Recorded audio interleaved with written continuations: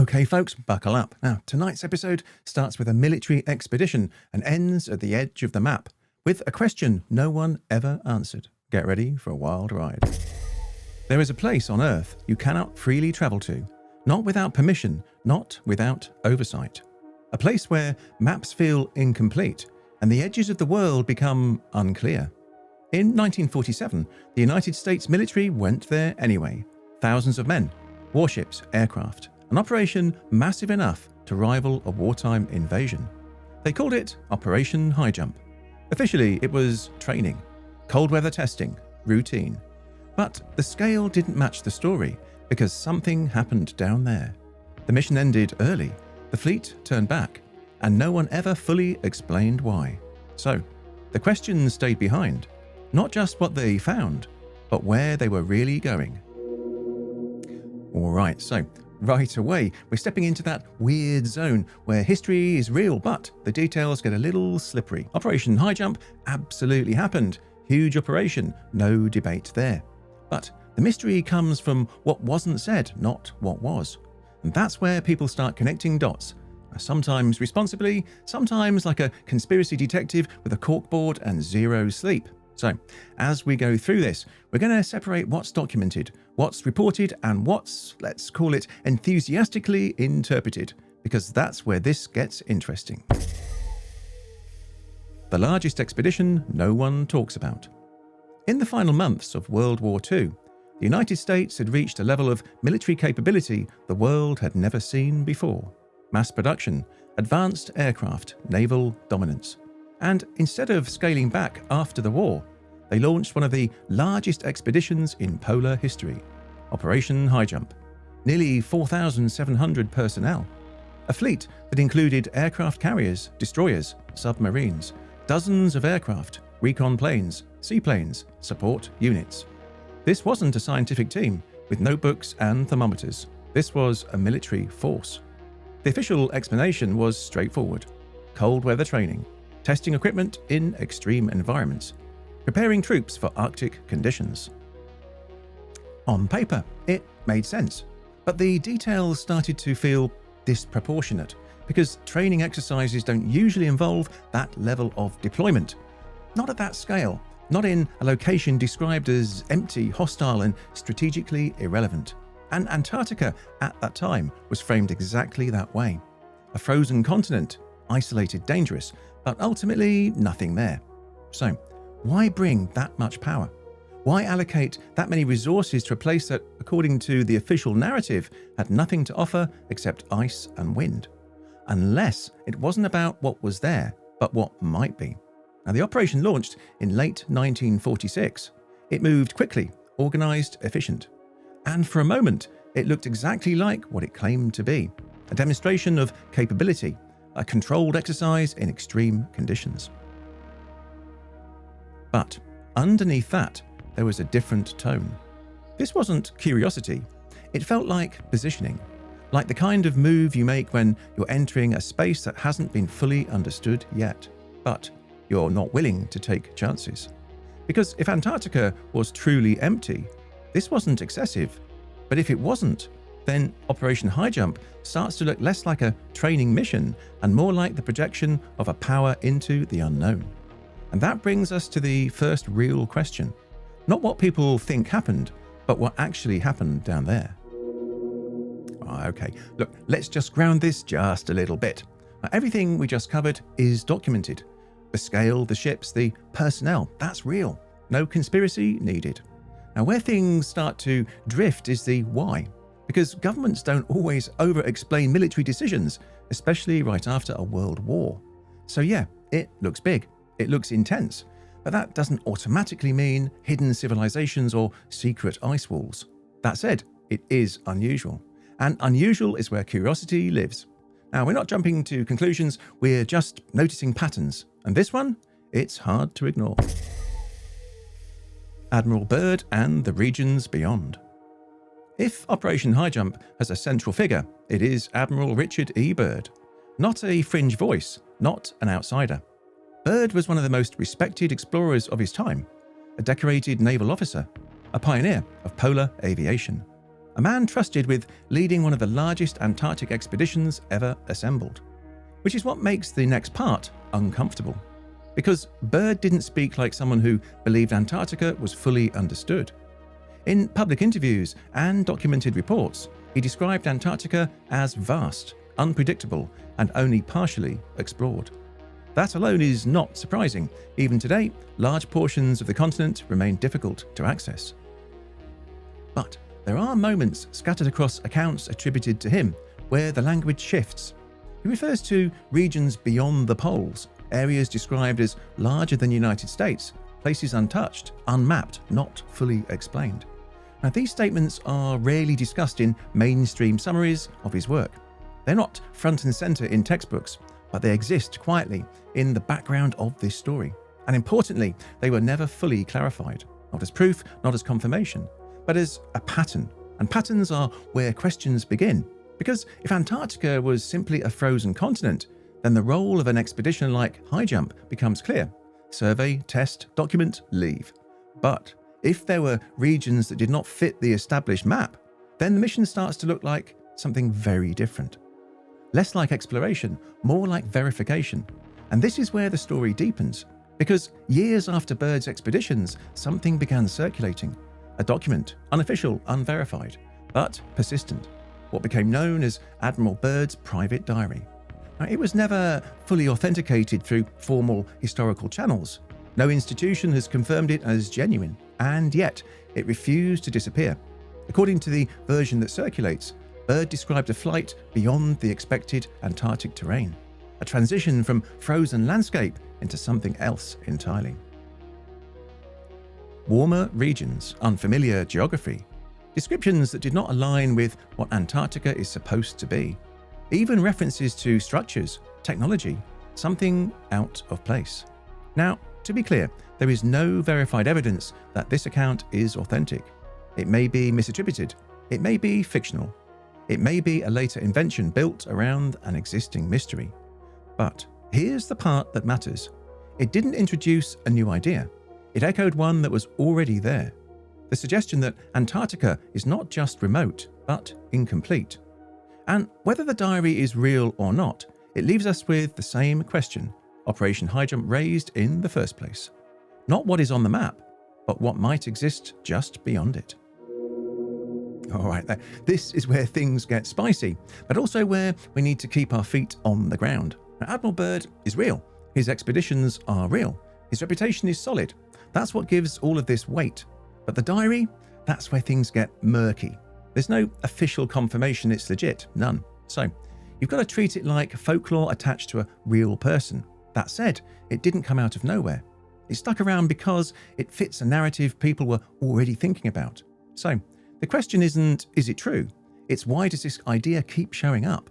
That's the interesting part. The mission that didn't finish. Operation Highjump was never meant to be brief. The plan was extensive, months of activity, systematic exploration, data collection across a wide section of Antarctica. Everything about the preparation suggested duration, and then it ended early. The official explanation pointed to weather conditions, harsh environment, equipment limitations, the kind of challenges you would expect in one of the most extreme places on Earth. And to be fair, Antarctica is unforgiving. Temperatures can drop without warning. Storms can isolate entire teams. Machinery fails. Aircraft struggle. Conditions change fast. But the timeline still raises questions, because Operation Highjump didn't wind down gradually. It stopped. Ships returned. Personnel redeployed. The operation concluded far sooner than its original scope suggested, and the tone shifted with it. Reports became minimal, summaries concise.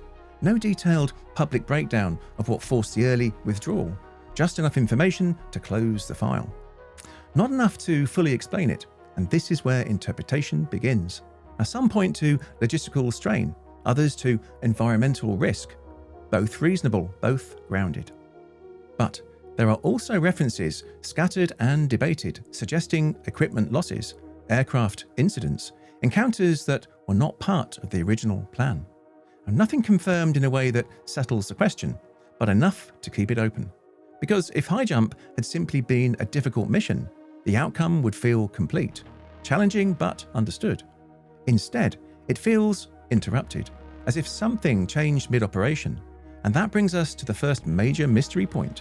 Not what was reported, not what was assumed, but what caused one of the largest expeditions in polar history to turn around early and leave the rest unexplained. Yeah, this is the part your brain wants to fill in the blanks. Big mission, ends early, limited explanation. That's like mystery fuel. But again, we've got to balance it. Antarctica is brutal. Even today, things go wrong out there. So an early exit doesn't automatically mean something wild happened. But, and it's a big but, when you combine the scale of the mission with how quickly it wrapped up, it does feel abrupt. Like you showed up to do a full season of a show and wrapped after episode 3. So yeah, maybe it was weather, or maybe something shifted the priorities, and that's where the story starts pulling you in. 2 versions of Antarctica. There are 2 ways Antarctica is described, and which one you accept changes everything. The first is the one you already know. A frozen continent at the bottom of the world, remote, hostile, covered in ice that stretches for miles in every direction. A place of scientific research stations, extreme weather, and very little else. It's difficult to reach, difficult to survive, but ultimately understood. That's version 1. And for most people, that's where the story ends. But there is another version, quieter, less formal. Not written into textbooks, but repeated often enough that it refuses to disappear. In this version, Antarctica is not just a landmass, it's a perimeter, a boundary, a continuous wall of ice that marks the edge of something rather than the center of it. Not something you explore freely, something you approach carefully. And when you start looking at how Antarctica is actually accessed, the difference becomes hard to ignore. Because for a place described as empty, it is remarkably controlled. You can visit Antarctica, yes, but not freely. Travel is restricted. Routes are limited. Movement is monitored. Scientific stations operate under strict agreements. Expeditions are regulated. Even tourism is guided and contained. You are allowed in, but only in certain ways, only in certain places. And rarely beyond them. Very little of the interior is ever freely explored. Now, there are reasonable explanations for this. Environmental protection, safety, international cooperation. All valid, all necessary in a place as fragile and extreme as Antarctica. But when you place that alongside the scale of Operation Highjump and the question it left behind, it creates tension. Because if Antarctica is simply a frozen continent, then control makes sense. But if it functions more like a boundary, then control becomes something else entirely. Not just protection, containment. And that leads directly into the deeper mystery. Why is this place treated differently than anywhere else on Earth? All right, this is where things can go off the rails quickly if you're not careful. Yes, Antarctica is restricted, that's true. But it's also one of the most dangerous environments on Earth, so some level of control is completely normal. You're not exactly backpacking across it with a tent and good vibes. But here's the interesting part. Most places on Earth, even remote ones, eventually open up. Antarctica hasn't really done that. So is it about safety and preservation, or is it just one of those places where the rules stayed tight? That's the line we're walking here. If it is a boundary, what lies beyond? If Antarctica is not just land but a limit, then the real question isn't what it is, it's what comes after it. And this is where the story expands. Because across decades, across different sources, the same ideas begin to surface. Not identical, not consistent, but similar enough to form a pattern. The first layer is the simplest. Undiscovered land, not mapped, not documented. Isolated regions that sit beyond what we currently define as Antarctica. Environments that could exist independently, cut off from the conditions we associate with the continent itself. Places that exist outside the routes that are regularly explored. It sounds unlikely, but history has a habit of revealing land later than expected. A second layer builds on that.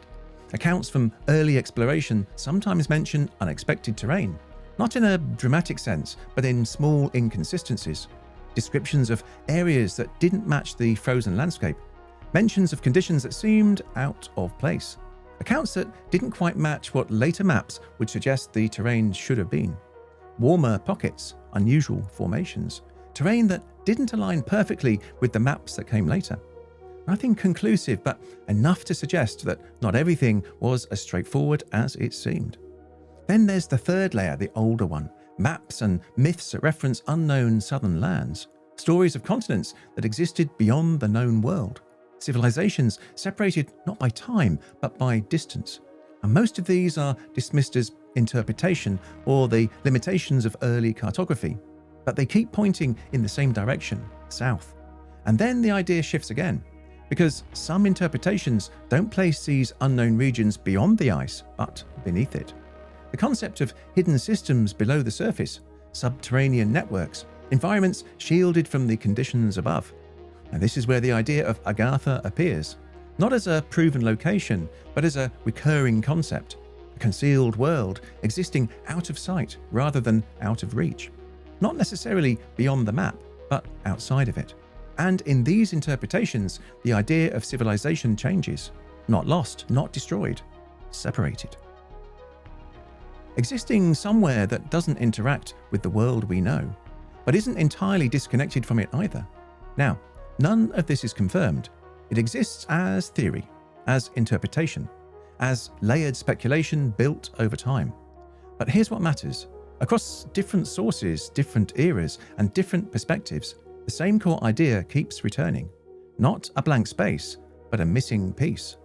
That Antarctica is not the end of something, it's the edge of something larger. Something that doesn't fully fit the version of the world we're used to.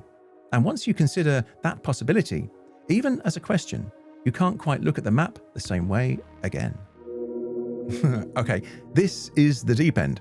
Now we've gone from maybe there's more land to maybe there are entire systems we don't see.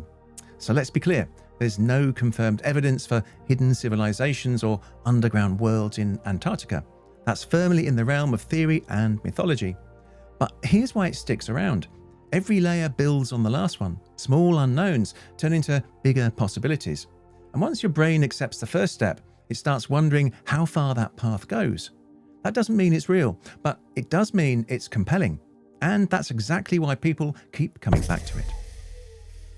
The technology problem.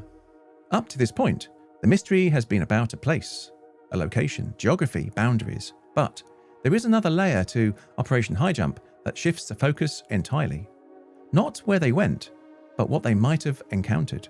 Because scattered across interpretations of the expedition are references to something else, technology. Not equipment from the fleet, not aircraft from the mission, something separate.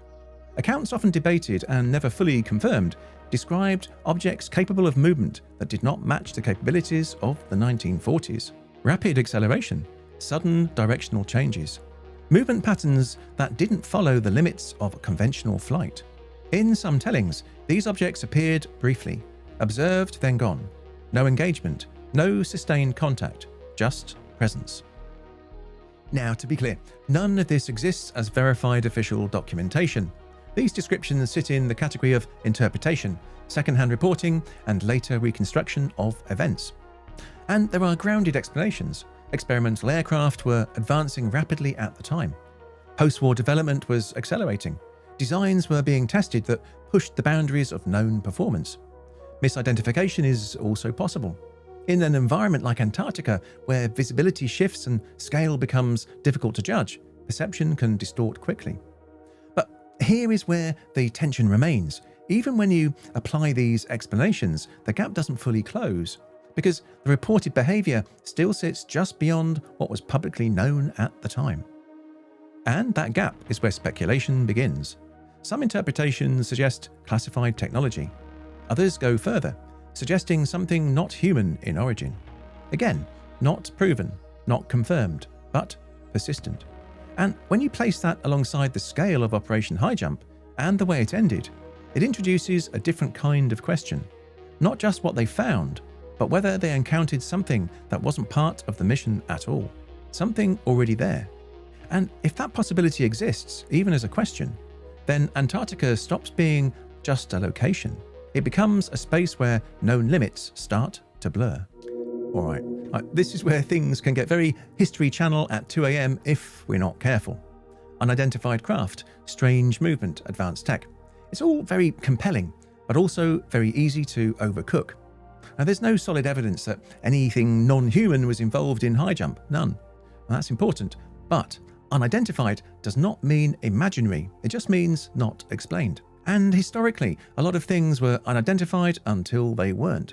So, the real question isn't, was it aliens? It's, was there something being observed that people couldn't account for at the time? That's a much more interesting place to sit. The modern lockdown. Fast forward to today. Antarctica is still there, still vast, still largely untouched. But now it's governed. The Antarctic Treaty System regulates activity across the continent.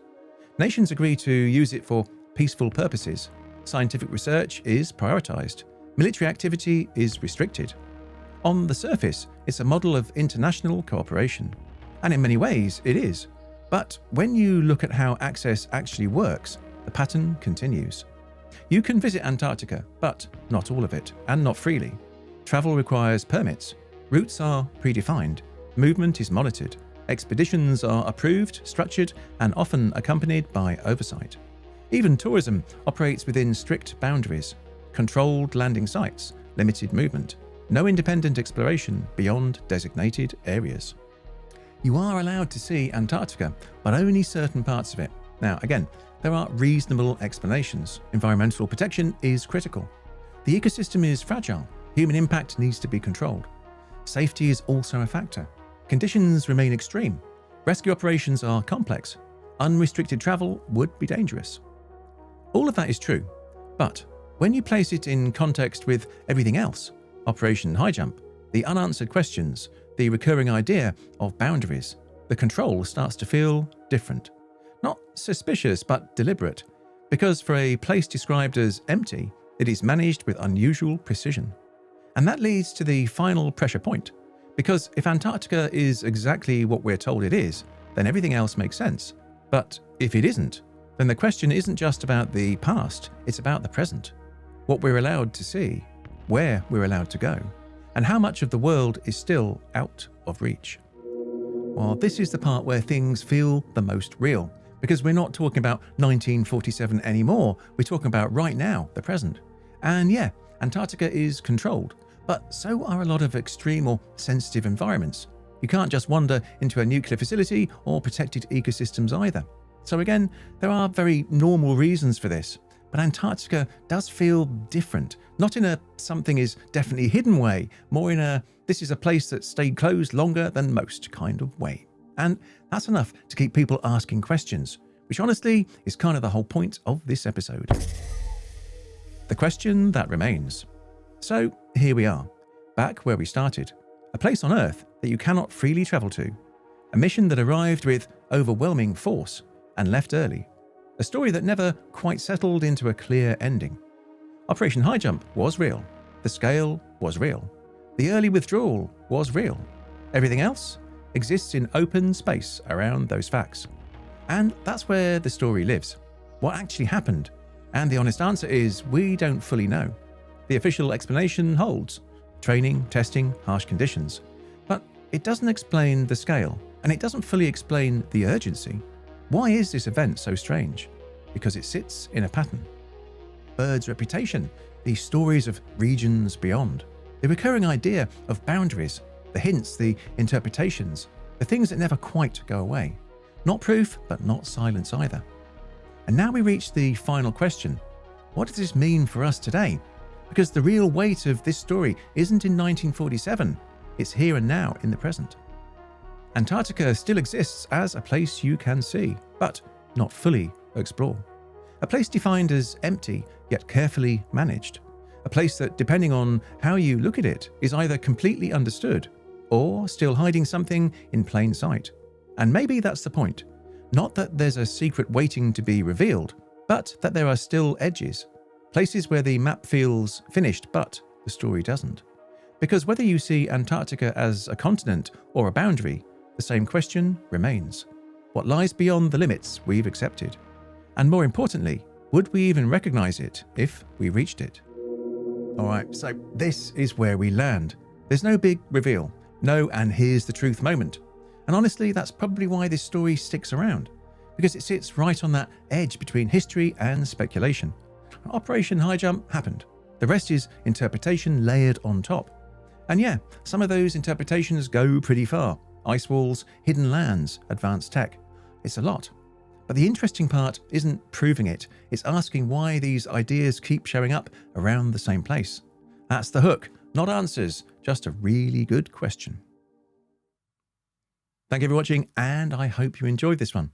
And I've just started a second channel, Chronicles of the Drift, so please stop by and check it out. Link in the description below.